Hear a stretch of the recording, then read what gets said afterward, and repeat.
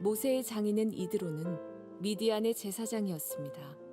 이드로는 하나님께서 모세와 그의 백성 이스라엘을 위해 해주신 일에 대한 이야기를 다 들었습니다. 그것은 여호와께서 이스라엘 백성을 이집트에서 인도해내신 이야기였습니다. 모세는 아내 십보라를 장인인 이드로에게 보냈습니다. 모세는 두 아들도 보냈습니다. 한 아들의 이름은 게르솜인데 게르솜이 태어났을 때 모세는 나는 낯선 나라의 나그네이다 하며 아들의 이름을 게르솜이라고 지었습니다. 다른 아들의 이름은 엘리에셀이었습니다. 엘리에셀이 태어났을 때 모세는 내 아버지의 하나님은 나의 도움이시다.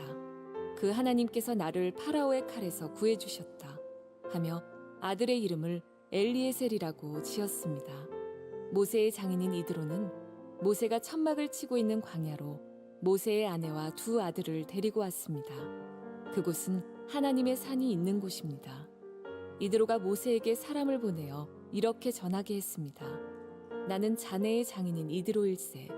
지금 자네의 아내와 두 아들을 데리고 자네에게 가는 중일세. 모세는 장인을 만나러 나와서 장인에게 엎드려 절하고 입을 맞추었습니다. 두 사람은 서로 안부를 물었습니다. 그리고 나서 그들은 모세의 천막으로 들어갔습니다.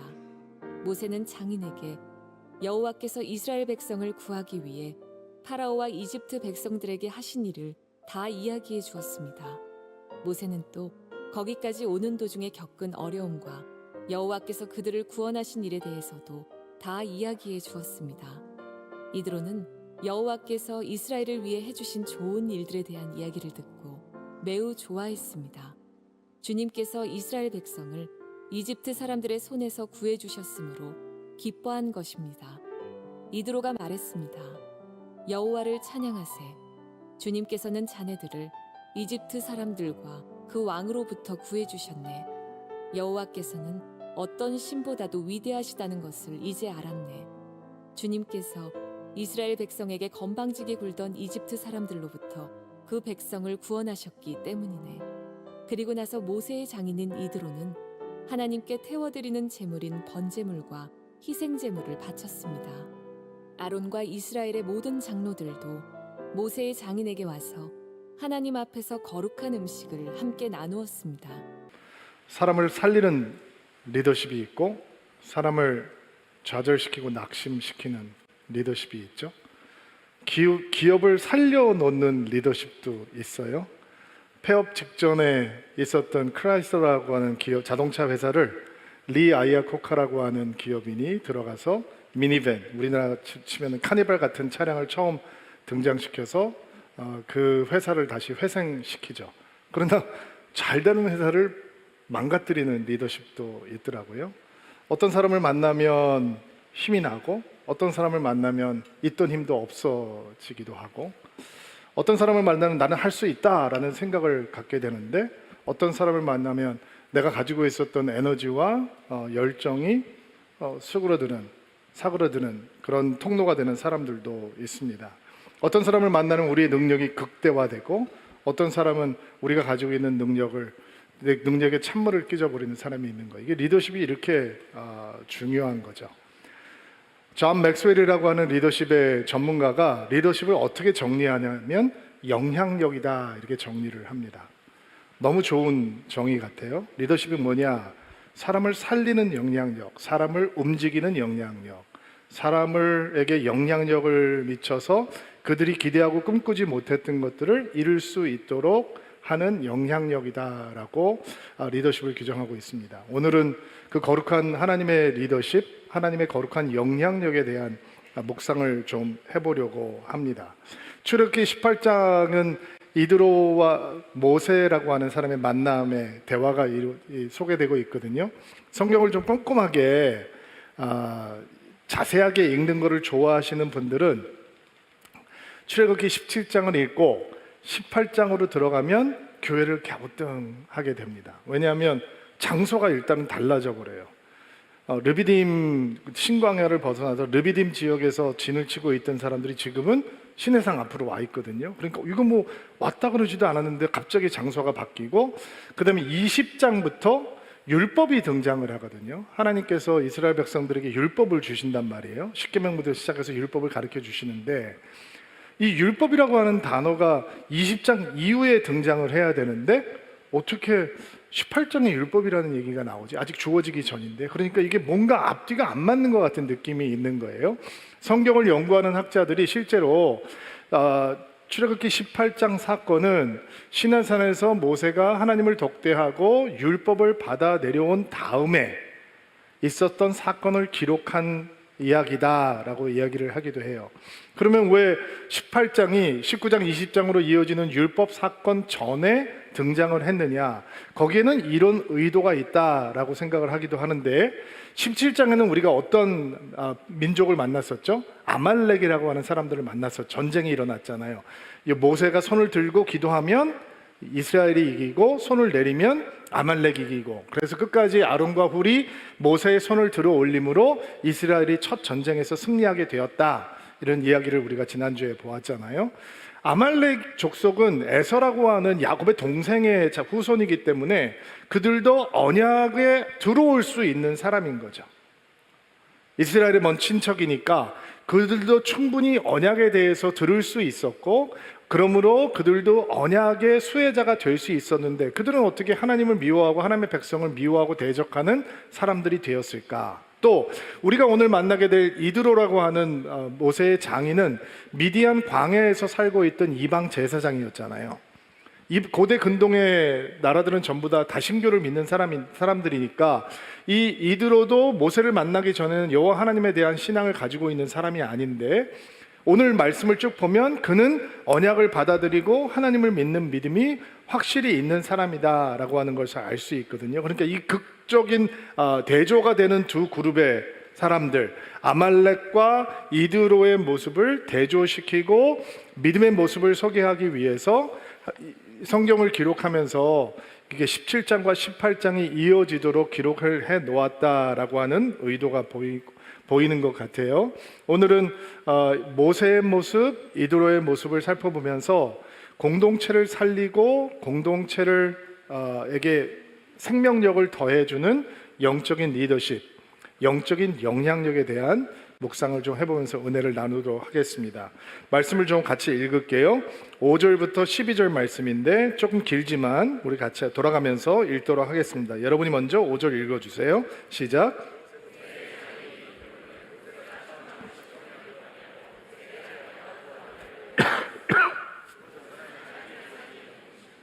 이드로가 모세에게 사람을 보내어 이렇게 전하게 했습니다. 나는 자네의 장인인 이드로일세. 지금 자네의 아내와 두 아들을 데리고 자네에게 가는 중일세. 모세는 장인을 만나러 나와서 장인에게 엎드려 절하고 입을 맞추었습니다. 두 사람은 서로 안부를 물었습니다. 그러고 나서 그들은 모세의 천막으로 들어갔습니다. 모세는 장인에게 여호와께서 이스라엘 백성을 구하기 위해 파라오와 이집트 백성들에게 하신 일을 다 이야기해 주었습니다. 모세는 또 거기까지 오는 도중에 겪은 어려움과 여호와께서 그들을 구원하신 일에 대해서도 다 이야기해 주었습니다. 9절. 이드로는 여호와께서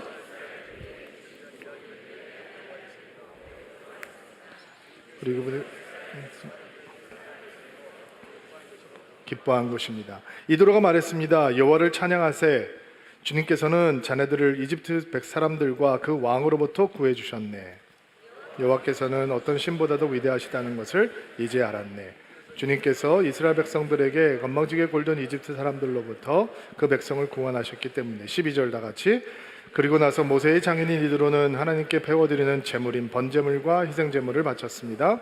아론과 이스라엘의 모든 장로들도 모세의 장인에게 와서 옆에서 거룩한 음식을 함께 나누었습니다. 자, 공동체를 살리는 영적인 영향력이 무엇이냐? 은혜 바깥에 있는 사람을 은혜 안으로 인도해내는 리더십이에요. 영향력이에요. 언약 바깥에, 은혜 바깥에, 믿음 바깥에 있는 사람을 언약 안으로, 은혜 안으로, 믿음 안으로 인도해 주는 것이 공동체를 살려내는 리더십이라는 거예요. 오늘 우리가 나눌 이야기들은 여러분 가정에서도 필요하고, 여러분이 있는 일터에서도 필요하고, 여러분이 만나는 사람들과의 관계에서도 필요하고, 교회에서도 필요한 말씀이에요. 크리스천 영향력이 무엇이냐? 은혜를 모르는 사람들에게 은혜 안으로 들어올 수 있도록 인도해 내는 거예요. 전하는 거 아니에요. 인도해 내는 거예요. 아무리 전해도 은혜 바깥에 있으면 우리는 영향력이 아닌 거죠. 사람을 살리고 공동체를 살리는 영향력은 무엇이냐? 은혜에 관심이 없던 사람들이 은혜를 받아들이고 은혜 안에 들어오게 만들어 놓는 리더십이에요. 자, 여러분 생각을 해보세요. 모세가 이집트의 왕자였다가 살인을 범하고 그것이 발각이 되자 도망가잖아요. 왕자의 복장 그대로 미디안 광야로 도망가는 거예요. 자, 미디안에서 살고 있던 이드로가 이집트의 왕자였던 모세를 봤을 때 그의 모습이 익숙했을까요? 전혀 그렇지 않죠. 낯설었을 거예요. 왕자의 복장, 언어, 문화, 매너 이런 모든 것들이 미디안 광야와 모세 어울리지 않았을 거예요. 그러면 당신은 어떻게 해서 보아하니 뭐 여기 사는 사람 같지는 않은데 어떻게 해서 여기까지 오게 되었어? 뭐 이런 대화가 있었을 거 아니에요. 모세가 무슨 얘기를 했을까? 나 원래 이집트의 왕자였는데 내가 하나님의 백성들을 위해서 뭔가 좀 해보려고 그러다가 사람을 죽이기로 했는데 그 모래에다가 집어넣었는데 이게 발각이 돼가지고 나를 왕이 죽이려고 하니까 여기까지 도망오게 됐습니다. 자, 그럼 그 얘기를 듣고 이드로가 믿음을 가질 수 있었을까요? 없었을까요? 적어도 성경에는 그가 믿음을 가졌다라고 하는 얘기가 없어요.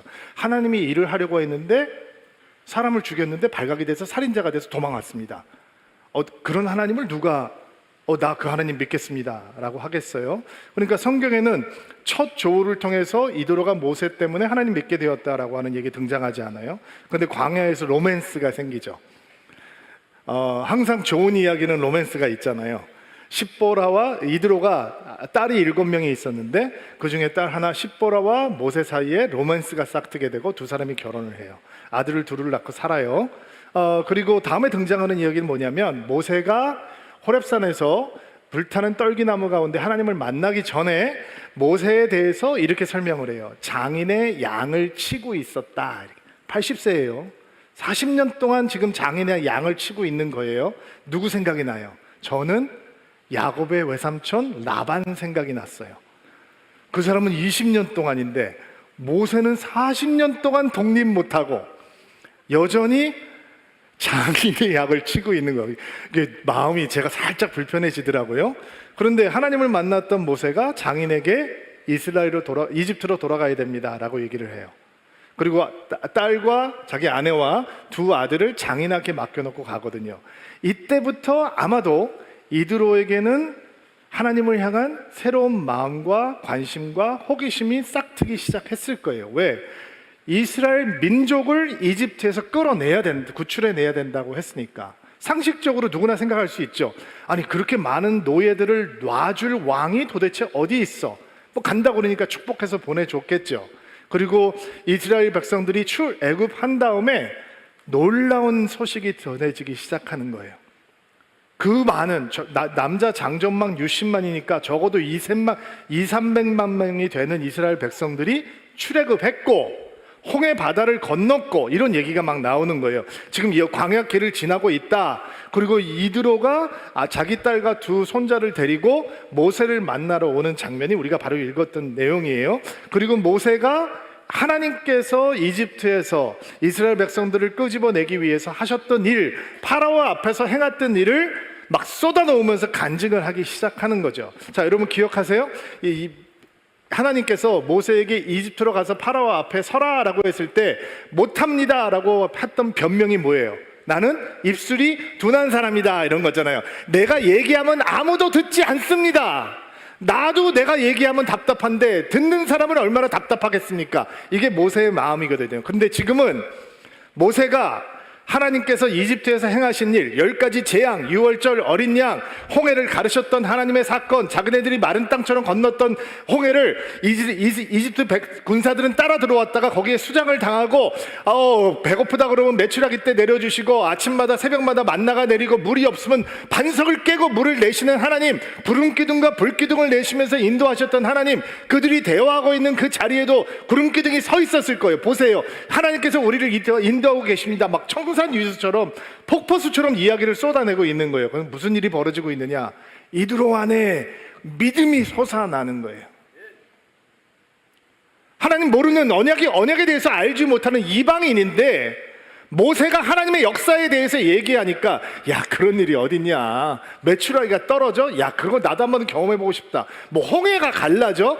뭐 믿을 만한 얘기를 해야지 뭐 믿지, 이게 아니고 하나님의 역사의 이야기를 하면 할수록 이드로의 가슴이 뜨거워지기 시작하고 이드로의 마음에 믿음의 씨앗이 뿌려지기 시작하고 믿음이 딱 트기 시작하고 언약 바깥에 있던 그가 언약 안으로 들어오고 하나님을 향한 믿음과 소망이 자리 잡기 시작하는 거죠.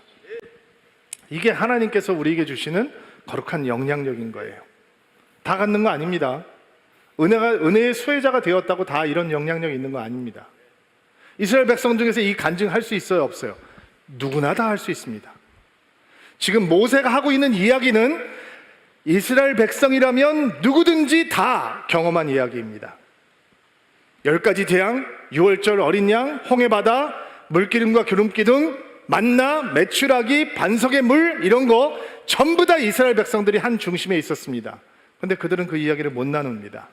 은혜의 수혜자가 되었다고 사람들을, 언약 바깥에 있는 사람들을, 믿음 바깥에 있는 사람을 믿음 안으로 인도해낼 수 있는 영적인 영향력이 저절로 생기는 것은 아니다라고 하는 게 이스라엘 사람들을 통해서 보게 되는 거죠. 그러나 모세에게 그 거룩한 영향력, 리더십이 있습니다. 그가 얘기하면 믿음이 생기기 시작하는 거예요.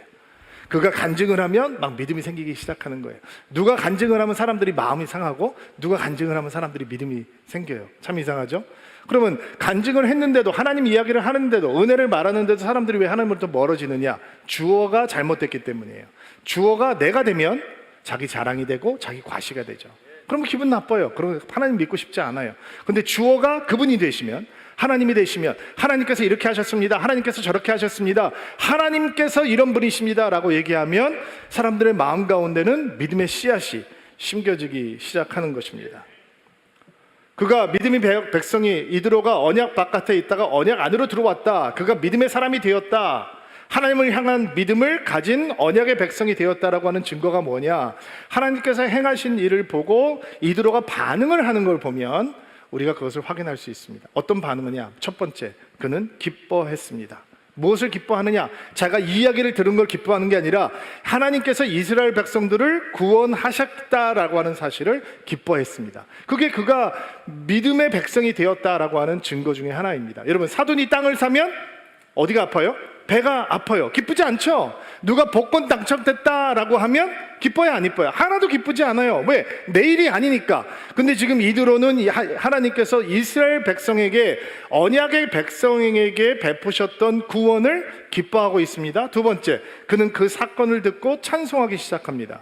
하나님의 높으심을 찬송하고 하나님의 크심을 찬송하기 시작합니다. 하나님을 섬기는 백성이 되었다라고 하는 증거죠. 그리고 입술로 고백합니다. 신앙을 고백하는 거죠. 내가 이제 알게 되었도다. 이전에는 몰랐는데 하나님이 가장 크신 하나님인 것을 믿게 되었다. 하나님이 유일하신 하나님이심을 믿게 되었다. 고대 근동은 다신교입니다.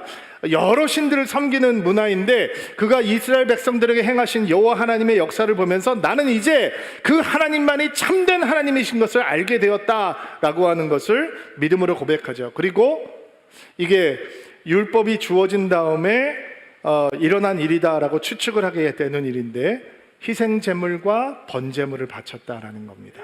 말씀을 따라 예배하게 되는 거죠. 고대 근동에서는 언약 관계를 맺었다라고 하는 증거가 언약을 맺은 사람들과 함께 신전에서 식사를 하는 거였습니다. 누구를 초청하죠? 아론을 초청하고 이스라엘 장로들을 초청해서 거룩한 제물을 같이 먹기 시작합니다. 장로들이 얼마나 많았겠어요? 이드로가 하나님이 중요해지니까 그 많은 번제물들을 하나님 앞에 드리고 그들과 함께 거룩한 언약의 교제를 하는 것을 주저하지 않았다라는 것입니다. 여러분, 공동체를 살리고 영적으로 죽어가는 이 사람들을 살려내는 거룩한 영향력은 그냥 은혜를 말하는 것에 있지 않습니다. 은혜를 듣게 하고 은혜 안으로 들어오는 결정까지 끌어내는 것입니다. 어떤 사람들이 이런 말씀을 하는 분들이 있어요. 목사님, 저도 이렇게 하나님 얘기하고 싶은데 너무 많이 얘기를 하면 좀 사람들이 마음이 불편해질까 봐 조금 조심스럽습니다. 여러분 안에 있는 하나님의 스토리를 언약 바깥에 있는, 믿음 바깥에 있는 사람들에게 전하기 원한다면 여러분, 관계의 깊이를 생각하셔야 됩니다. 관계가 사랑 안에 깊이가 더해지지 않았는데, 신뢰의 깊이가 없는데, 우정의 깊이가 없는데, 시간의 깊이가 없는데, 단순히 나는 예수 믿는 사람이고 저 사람은 예수 안 믿는 사람이고 그러므로 나는 저 사람에게 전해야 된다라고 하는 책임감, 의무감으로는 절대로 그 사람들이 언약 안으로 들어오게 인도해낼 수 없습니다. 여러분, 누군가에게 전도의 대상이 되는 건 별로 기분 좋은 일 아닙니다. 저 사람이 나를 정말로 사랑해주는 친구지, 저 사람이 나를 정말로 존중해주지, 나하고 저 친구는 30년 동안 정말 소중한 관계였어. 이런 관계의 깊이, 관계의 진정성, 관계의 소중함이 쌓여 있어야 내가 전하는 메시지가 들어갈 수 있는 겁니다. 그렇지 않으면 누가 귀를 열겠어요? 어떤 경우에 사람들이 이렇게 얘기해요. 요즘 목사님, 교회가 부흥이 안 되는 이유가, 새로운 성도들이 모이지 못하는 이유가 노방전도가 누가 노방전도하고 교회를 와요? 여러분, 길거리 가다가 누가 예수 전하고 하면 그렇군요, 하나님이 살아계시군요, 당신을 내가 여태까지 한 번도 만난 적이 없는데 당신이 난 다음 주부터 당신 다니는 교회 나가겠습니다. 이런 일이 어디 있겠어요? 메시지가 신뢰가 되려면 메시지를 전하는 사람이 나에게 신뢰를 주는 사람이어야 돼요. 나를 사랑해 주는 사람이어야 돼요. 나에게 소중한 사람이 되어야 된단 말이죠. 그러니까 우리가 이 거룩한 영향력이 우리 안에서 있으려면, 그리고 내 안에 있는 은혜의 이야기를 통해서 누군가를 하나님께로 인도하려면 관계의 깊이, 관계의 진정성이 준비가 돼야 돼요. 그러면 그것으로 끝나는 거냐? 아니에요. 그렇지 않아요. 내가 은혜를 체험했고 내가 소중히 여기는 사람들에게 은혜를 전하고 싶으면 준비된 메시지가 있어야 돼요. 준비된 말이 사람들을 감동하는 거예요. 야, 주일날 좀 일요일날 뭐해? 좀 얼굴 좀 보자. 그러면 기회죠. 전할 수 있는 기회예요. 야, 나 예배 드리잖아. 나 교회 가야 되잖아. 같이 갈래? 우리 같이 교회 갔다 갈래? 이렇게 해야 되는데 사람들이 준비가 안 돼 있으면 어떻게 하느냐? 야, 일요일날 만나자. 나 너 교회 다녔어? 야, 근데 나는 왜 몰랐지? 야, 교회 다니면서 얘기 좀 해주지 그랬어. 야, 네가 가면 나도 따라갈 마음이 있는데. 이런 막 당황스럽거든요. 준비가 안 돼 있으니까. 너 교회 다녔어?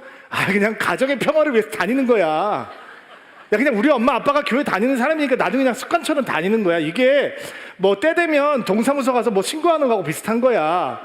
이런 식으로 얘기하면 누가 그런 말 듣고 삶의 변화를 가져올 수 있게 되겠어요? 여러분 안에 있는 은혜의 이야기를 전할 수 있는 감동 있는 패키징이 필요하단 말이에요. 아무리 좋은 물건이라도 여러분 신문지에다 싸서 꾸깃꾸깃해서 주면 누가 고마워하겠어요? 받는 사람 기분이 안 좋은 거죠. 여러분 안에 보석 같은 이야기가 있잖아요. 그 보석 같은 이야기를 기회가 됐을 때 언제든지 전할 수 있게 준비가 되어 있어야 돼요. 그 이야기는 어떻게 준비가 되어야 되느냐? 예수를 만나기 전에 나의 삶과 예수를 만난 다음에 나의 삶이 극명하게 가릴 수 있어야 돼요. 주의할 점, 예수 믿기 전에 내가 살았던 삶을 너무 재미있게 화기애애하게 설명하기 시작하면 어떤 사람들 오해를 하기 시작하느냐? 그러니까 제가 예수 믿기 전엔 정말 재밌고 행복하게 살았는데 예수 믿고 저렇게 지루하고 무미하게 살아가고 있구나 오해하게 되니까, 여러분 예수 믿기 전에 놀았던 게 어떻게 자랑이 되겠어요? 수치지, 부끄러운 거지. 내가 예수 믿기 전에 이렇게 하나님을 모르기 때문에 어둠 속에 있어서 너무 비참한 삶을 살았는데 예수 만나고 이런 삶을 살게 되었습니다. 그리고 네가 나한테 중요한 사람이잖아. 너 나 베스트 프렌드잖아. 엄마, 내가 엄마 사랑하잖아. 아버지, 제가 아버지 사랑하잖아요.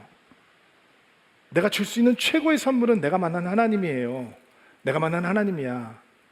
친구한테 너 알고 있어? 내가 너를 위해서 20년 동안 기도했다. 지금도 기도하고 있어. 나는 내가 믿는 하나님 믿었으면 좋겠어. 내가 너한테 그 선물을 줬으면 좋겠어. 기회가 됐으면 얘기할 수 있어요. 준비된 사람이 감동 있게 전할 수 있는 거예요. 자, 공동체를 살리고 가정을 살리고 여러분의 일터를 살리고 여러분의 속해 있는 모든 사람들을 살려내는 영적인 영향력이 뭐냐?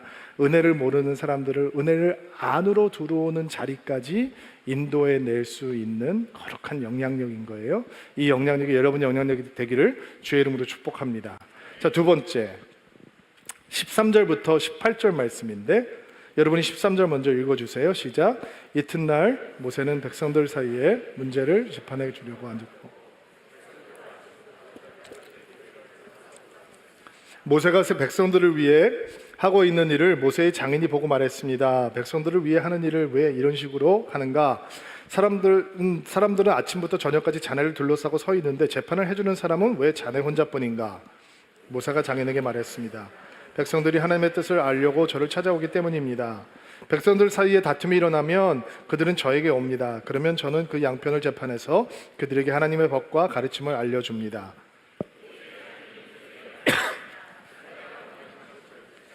18절 그러다가는 자네나 백성들이나 다 지치고 말 걸세. 이 일은 자네들 혼자 하기에는 너무 벅찬 일이네. 자, 두 번째로 생각해보자면 믿음의 공동체를 살리는 영적인 거룩한 영향력 어떤 모습이냐면 해결해야 되는 문제를 지적하는 것으로 끝나지 않고 그 문제를 해결할 수 있는 대안까지 제시할 수 있는 영향력이에요. 모세가 하고 있는 일을 이드로가 보니까 기가 막혀요. 이게 어리석기 그지없어요. 여러분, 사람이 그렇게 많이 있으니 얼마나 다툼이 많겠어요. 그렇죠? 막 문제가 생기면 스스로 해결할 수 없으니까 모세에게 가져오는 거예요. 그럼 모세는 하루 종일 아침부터 밤까지 일어서서 얘기 들어보고 내가 이렇게 보니까 하나님 말씀에 의겨 보니까 당신이 잘못했네. 자, 이거 도와주고 이렇게 하고 다음 이러고서 지내는 거예요. 얼마나 기가 막힌 거예요. 하고 있는 모세도 고통스럽고 기다려야 되는 이스라엘 백성들도 고통스럽고. 왜 그러면 모세가 이렇게 지혜롭지 못한 일을 하고 있는가? 이스라엘 백성들을 양을 인도하는 목자의 심정으로 지금 데려가고 있으니까. 이스라엘 백성들을 사랑하니까, 어떻게 해서든지 문제 풀어주고 싶으니까, 뭐 좀 힘들지만 몸을 깨지더라도 내가 이스라엘 백성들을 위해서 내가 좀 버티지 이런 마음으로 문제에 묻혀버린 거예요. 근데 이드로는 모세 같은 마음이 아니거든요. 그러니까 문제를 보는 거예요. 그리고 문제를 해결할 수 있는 대안도 제시를 해주는 거예요. 여러분, 공동체를 망가뜨리는 영향력은 끊임없이 무엇이 잘못됐는지를 얘기하는 거예요. 비판하고 정죄하고 이게 잘못됐다고 얘기하고 저거 잘못됐다고 얘기하고 이런 리더십이나 영향력은 공동체 성장에 아무런 도움이 되지 않아요. 목사님 성찰이 있어야 되지 않겠습니까? 그래야지 성장이 있지 않겠습니까? 물론이죠. 성찰이 있어야죠. 그러나 성찰은 지적질과 비판으로는 절대로 이루어질 수 없어요. 여러분 상상을 해보세요. 이드로가 모세를 불러다가 밤에 놓고 자네 일로 좀 들어와봐. 머리는 폼으로 달고 다니는 게 아니야. 생각 좀 하자. 내가 너 지금 일주일 동안 지켜봤는데 아침부터 밤까지 뭐 하는 짓? 아니 이렇게 어떻게 이러고 사니? 너는 생각을 안 해? 이 시스템으로는 너도 죽고 그들도 불평일 거야. 문제를 해결하기 전에 너무 오래 기다렸기 때문에 너무 화가 나서 당신 앞에 섰고 어떤 판결을 하든 너는 그들을 만족시킬 수가 없을 거야. 생각 좀 하고 살자. 시스템 좀 만들자. 이렇게 했다면 모세가 마음을 열 수 있었을까요? 없었을까요? 그렇지 못했을 거예요. 여러분의 가정을 생각해 보세요. 지적질을 하자면 할 얘기가 많죠. 남편도 아내도 아이들도 엄마도 아빠도 다 할 얘기 많아요. 그런데 지적질하고 이게 잘못됐어 저게 잘못됐어 이거 고쳐야 돼 저거 자꾸 고쳐야 돼 라고 얘기하면 가정이 훈훈해지나요? 그렇지 않잖아요. 여러분의 회사는 어때요? 가보면 일 잘하는 사람이 있고 일 못하는 사람이 있죠. 잘 되는 일이 있고 지저분한 일이 있어요. 그러면 지적질하고 비판하고 정죄하고 야단치고 혼내고 이거 가지고 조직이 되면 너무 쉽죠. 그거 가지고 되는 게 아니거든요. 공동체는 뭐 언제 살아나느냐, 그 문제를 해결해 줄 수 있는 대안이 나오면 살아나는 거예요. 모세는 지금 문제를 어떻게 스스로 해결해야 되는지 알지 못하죠. 막혀 있어요. 근데 이드로가 그것을 보고 분석하고 지적질하고 불평하고 정죄하고 판단하는 게 아니라 대안을 지시를 해주는 거예요. 공동체를 망가뜨리는 지적질을 하는 사람들은 왜 대안을 제시하지 못하느냐? 관심이 없어요. 그 사람들은. 지적질에 익숙한 사람들은 대안에 관심이 있는 게 아니라 지적질할 때 기분이 좋고 정죄하고 판단할 때 그들이 뭔가가 된 것 같고 불평이 버릇인 사람들이거든요. 그런 사람들하고는 가까이 하면 안 돼요. 그 사람들은 사람의 영혼을 망가뜨리는 사람들이에요. 근데 이드로에게는 다른 영성이 있죠. 하나님을 만난 이드로가 하나님의 지혜가 임하기 시작해요. 19절부터 22절 보세요. 19절부터 22절 말씀 한번 읽어볼까요? 시작. 여러분이 19절 내 말을 들어보게.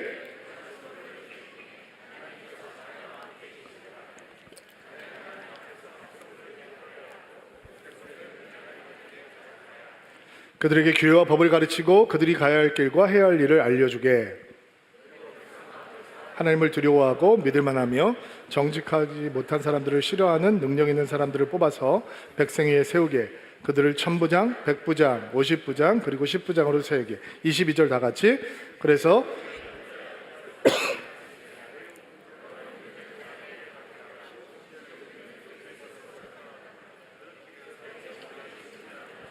자네 일이 쉬워질 것에. 파격적인 아이디어죠. 사람들 사이에서 1000부장, 100부장, 50부장, 10부장을 세우라는 거예요. 1000명의 사람, 100명의 사람, 50명의 사람, 10명의 사람을 관리할 수 있는 중간 리더를 세워놓고 자질구레한 일들은, 소규모의 일들은 그 사람들이 판단을 하게 하고 정말 중요한 일들만 모세에게 판단을 하라라고 하는 거예요. 이렇게 대안을 제시하는 이드로의 영향력도 대단하지만 나이 80에 장인의 참견질을 받아들이는 모세의 영성도 만만치 않아요. 저 같으면 발끈했을 것 같아요. 지금 모세가 얼마나 고생하고 있어요. 예? 날마다 백성들이 불평하고 원망하는데 이렇게 1000부장, 100부장 얘기하면 저 같으면 뭐 우리 장인어른 목사님이시니까 제가 뭐라고 할 수는 없지만 아버님 사실은 뭐 저도 생각이 없어서 하루 종일 이렇게 서 있는 게 아니고 이게 생각보다 그렇게 쉬운 일이 아닙니다. 제가 지금 인도하고 있는 이 사람들의 수준이 1000부장 세울 수 있는 수준이 아닙니다. 저도 세우고 싶죠. 저도 세워서 좀 해주고 싶죠. 근데 불과 어저께만 해도 만나 먹으면서 그날 밤에 불평하고 원망하는 사람들인데 어떻게 믿고 맡깁니까? 결국은 제가 힘들어도 이거 버거워도 그냥 해야 합니다 랄 거 할 것 같은데 이 모세가 그런 영성이 아니거든요. 여러분, 모세에게 배워야 되는 공동체를 살리는 영성은 나이가 80인데도 배우기를 멈추지 않고 성장하기를 멈추지 않고 자기가 잘못될 수 있음을 인정하고 다른 사람들의 조언을 받아들이고 가르침을 수용하는 영성이죠. 대단한 영성인 겁니다. 그 정도 되면 굳어버리거든요. 나도 알 만큼 안다. 나도 할 줄 안다. 당신이 뭘 안다고 참견질이냐? 아니면 점잖게 한 말을 듣고 한 귀로 그냥 흘려버릴 수도 있는데 그는 성장하기를 멈추지 않고 내가 틀릴 수 있음을 인정하고 누군가의 더 좋은 아이디어, 더 좋은 가르침을 수용할 수 있는 아름다운 영적인 영향력이 그 안에 있었다는 거예요. 우리 시대 최고의 지식인이라고 하는 명성을 가지고 있는 하버드 대학의 심리학 교수였던 조던 피더슨이라고 하는 사람이 인생의 12가지 법칙, 혼돈의 해독제라고 하는 책에서 베스트셀러에서 이런 인생의 원칙, 꼭 사람들이 붙들고 있어야 되는 인생의 원칙에 대해서 얘기하면서 이런 원칙을 제시합니다. 당사자들이 배우고 성장하는 삶을 살고 싶다면 다른 사람들이 당신에게 말할 때 그 말이 내가 꼭 알아야 할 말이고 그 사람은 나에게 꼭 들어야 될 말을 가르쳐 줄 사람이라고 하는 것을 잊지 말아라 라는 거예요. 그래야 그런 지적 탐험을 통한 대화를 통해서 마음의 깊은 소리를 들을 수 있는 성장이 가능한 대화가 가능해진다라는 거죠. 대부분의 사람들이 자기의 실수나 연약함이나 부족함이나 이런 것들이 드러나면 어떻게 해요? 수용하지 않고 변명해요. 화내요. 근데 모세는 가만히 너 그렇게 하면 안 된다. 너도 힘들어지고 저들도 힘들어진다. 이렇게 하면 다 죽는 길이다. 사람을 이렇게 조직하고 1000부장과 100부장과 50부장과 10부장을 세워라. 가만히 듣고 있다가 그 말이 내가 꼭 들어야 되는 말이라고 생각하고 그것을 수용하기 시작하는 거예요. 자, 저희 교회에서 지금 2학기부터 가정사역으로 DBS를 하고 있는데, 자, 우리 결혼하신 분들에게 한번 물어볼게요. 결혼 10년 차 되시는 분들, 5년 차보다 지금 더 좋은 남편이세요? 더 좋은 아내예요? 그럼 결혼 20년 되신 분들, 신혼 때보다 지금 훨씬 더 좋은 아빠고 좋은 남편이라고 자부할 수 있어요? 남자들에게는 어떤 특징이 있냐면, 우리는 누군가 우리에게 잘못됐다라고 얘기 안 하면 잘하고 있는 줄 알아요. 그래서 누군가가 아버지 때문에 문제가 있다, 우리 돌아보자 라고 하지 않으면 나는 굉장히 좋은 아버지인 것 같고, 잠깐 타임아웃, 우리가 어떤 남편으로 하나님 앞에 서 있는지 한번 돌아봅시다 라고 하지 않으면 우리는 어떻게 생각하느냐? 나만큼만 해봐, 이렇게 생각을 해요. 믿음의 공동체에는 어떤 위기를 만나느냐? 이 정도면 됐다라고 하는 위기를 만나요. 신앙도 교회됨도. 내가 그동안 예수 믿어왔는데 이 정도 섬겼으면 됐고, 이 정도 성경 공부했으면 됐고, 이 정도 기도했으면 됐고, 그 순간부터는 후퇴하는 거예요. 교회도 마찬가지입니다. 우리 교회 열심히 하고 있는데 이 정도면 된 거 아니냐, 이 정도면 충분한 거 아니냐라고 하는 순간 교회는 타락하기 시작하는 거예요. 교회가 살아있으려면, 공동체가 살아있으려면, 믿음이 살아있으려면 배우고 성장하고 내가 틀릴 수 있음을 인정하고 한 발짝 더 하나님을 향해, 성숙함을 향해 나아간다라고 하는 영향력을 붙들고 있어야 하는 것입니다. 이게 두 번째, 에드로와 모세를 통해서 배우게 되는 리더십인 겁니다. 자, 질문 하나 하겠습니다. 여러분이 모세라면 어제까지 원망하고 불평하고 툴툴거리던 사람들 1000부장, 100부장, 50부장, 10부장 세울 수 있어요, 없어요? 나는 못 세울 것 같아요. 내가 새벽부터 밤까지 내가 그냥 해버리고 말지, 난 못 믿을 것 같아요. 어떻게 믿고 양들을 맡기겠어요? 그런데 우리가 주목해야 되는 말씀이 있는데, 이 리더십을 세우라고 하면서 하나님께서 어떤 사람을 세우라고 퀄리피케이션, 자격을 주시냐면, 첫째, 하나님을 두려워하는 자. 두 번째, 진실된 자. 세 번째, 불의한 이익을 기뻐하지 않는 자. 율법과 말씀의 규례를 따라 판단할 수 있는 자. 또 이런 묵상이 들었어요. 묵상의 생각이 들었어요. 제가 모세라면, 하나님, show me, 보여주세요. 그런 사람 나도 보고 싶어요. 나도 정말 그런 사람 보고 싶어요. 하나님 두려워하고 진실되고 불의한 이익을 기뻐하지 않고 말씀과 율법의 규례를 따라 판단할 수 있는 사람 보고 싶어요. 근데 그런 사람을 세우라고 하시거든요. 이게 무슨 얘기냐? 그 이야기의 뒤편에는 이런 이야기가 있는 거예요. 광야의 여정은 무슨 여정이라고 그랬죠? 이스라엘 백성들이 믿음을 배우고 있는 여정이라고 했어요. 하나님이 어떤 일을 행하고 계시느냐?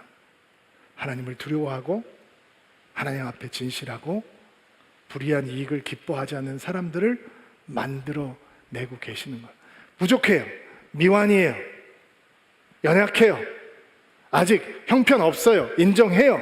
그러나 하나님은 이스라엘 백성들 가운데 하나님을 두려워하고 하나님 앞에 진실하고 불의한 이익을 기뻐하지 않고 율법과 하나님의 말씀의 규례를 따라 판단할 수 있는 자들을 길러내고 계시는 거예요. 그렇다면 공동체를 살리는 거룩한 영향력은 어떤 것이냐? 함께 합시다. 당신 부족한 거 내가 아는데 같이 갑시다. 더 깊은 헌신으로, 더 깊은 믿음으로, 더 깊은 사랑으로 들어오십시오. 우리 주님의 일을 함께 해봅시다 라고 불완전한 사람들에게 손을 내밀 수 있는 리더십인 거죠. 그거 쉬운 거 아닙니다. 그 리더십에 손을 내밀면 사람들이 살아나는 거예요. 여러분, 이스라엘 이 사건이 초대교회에서 상당히 성격이 비슷한 사건이 있었는데, 초대교회가 성령이 오신 다음에 엄청난 속도로 부흥을 하잖아요. 그리고 이스라엘 사람들이 모여있는 그 예루살렘에 교회가 엄청나게 빠르게 부흥을 하니까 어떤 문제가 생기기 시작하면 사도들이 말씀과 기도하는 일에 전념할 수가 없고 밥 나눠주는, 과부들에게 밥 나눠주는 일들 때문에 다른 일을 할 수가 없는 거예요. 그러니까 자기네들끼리 의논을 해서, 아니 우리는 기도해야 하고 말씀을 가르쳐야 되는데 밥을 배급하는 일에 묶여가지고 아무것도 할 수 없으니 성령과 지혜가 충만한 집사들을 뽑아서 그 일을 맡기자, 이렇게 얘기해요. 아니 밥 나눠주는데 튼튼한 사람이면 되지, 무슨 성령과 지혜가 충만한 사람. 그런 게 퀄리피케이션이었어요. 성령과 지혜가 충만한 사람. 그래서 7 집사가 등장을 하죠. 그리고 사도들은 말씀과 기도하는 일에 전무하게 돼요. 그런데 성경을 열면 그들은 밥 나눠줬습니다 라고 얘기하지 않아요. 빌립이 사마리아로 들어가서 전도를 합니다. 에티오피아에 있는 네시에게 복음을 전하고 세례를 줍니다. 밥 나눠주라고 집사 세워놨더니 스데반이 설교하다 순교합니다. 여러분, 여기 준비된 사람이 어디 있어요? 완성된 사람이 어디 있어요? 말씀을 전할 수 있을 만큼 하나님 앞에 흠이 없는 사람이 어디 있어요? 저부터 내려놓고 내려가야죠. 그러나 공동체를 살리는 영향력은 뭐냐? 당신 준비 안 됐습니까? 괜찮습니다. 준비시켜드리겠습니다. 함께 준비됩시다. 당신 부족한다고 생각합니까? 채워드리겠습니다. 함께 갑시다. 손을 내밀고 사람들로 하여금 더 깊은 충성으로, 더 깊은 헌신으로. 아멘이 한 번쯤은 나와야 되는데, 이전에는 경험하지 못했던 레벨의 릴레이션십으로 사람들을 이끌어 갈 수 있는 리더십이, 영향력이 공동체를 살리는 거예요. 자, 그러면 여러분들은 이 말씀을 이렇게 받아야 돼요. 셀장 해보시겠습니까? 목사님 저는. 교사 해보시겠습니까? 저 부족합니다. 조금 더 배운 다음에 기회를 붙드셔야 돼요. 천부장 해보시겠습니까? 백부장 해보시겠습니까? 목사님 저는 그런 제목이 안 됩니다. 그렇죠. 근데 하나님이 손을 내미시는 거예요. 그 손을 잡을 때, 기회를 잡을 때 우리는 공동체를 살리는 리더십을 배우게 되는 것입니다. 말씀 정리할게요. 어떤 영향력은 죽어가는 것들을 살려내는 영향력이 있습니다. 어떤 리더십은 사람들이 스스로 할 수 없는 일들을 할 수 있도록 사람들에게 능력을 배가시키는 멀티플라이어 같은 사람들을 만들어주는 영향력이 있습니다. 어떤 리더십은 공동체를 살리고 가정을 살리고 교회를 살리고 나라와 민족을 살려냅니다. 그것이 우리의 리더십이 돼야 하는 줄로 믿습니다. 그런 축복이 오늘 함께 예배하는 모든 성도들에게 임하는 복된 주일이 되기를 주의 이름으로 축복합니다. 오랫동안 앉아 계셨는데 다 일어나시겠어요? 자, 가슴에 손을 얹고 안수하시고요. 여러분을 축복하고 기도하겠습니다. 하나님, 오늘 뜨거운 마음으로 목소리를 높여 주님을 찬양했습니다. 열정을 다해 주의 이름을 부르며 중보하고 기도하였습니다. 열린 마음으로 겸손한 심령으로 아멘으로 주의 말씀을 받았습니다. 하나님, 우리에게 공동체를 살리는 거룩한 영향력, 거룩한 리더십을 부어 주옵소서. 우리가 있는 곳에 사람들이 살아나게 하옵소서. 가정이 살아나게 하옵소서. 일터가 살아나게 하옵소서. 교회가 살아나게 하옵소서. 우리가 서 있는 이 나라 민족이 살아날 수 있도록 도와주시옵소서. 하나님께서 우리에게 거룩한 영향력을 더하여 주시고 거룩한 리더십을 더하여 주셔서 우리가 하나님의 스토리를 이야기할 때 은혜 바깥에 있던 자들이, 하나님을 몰랐던 자들이 하나님의 은혜 안으로 하나님을 구주로 고백하는 자리로 인도함을 받을 수 있게 도와주옵소서.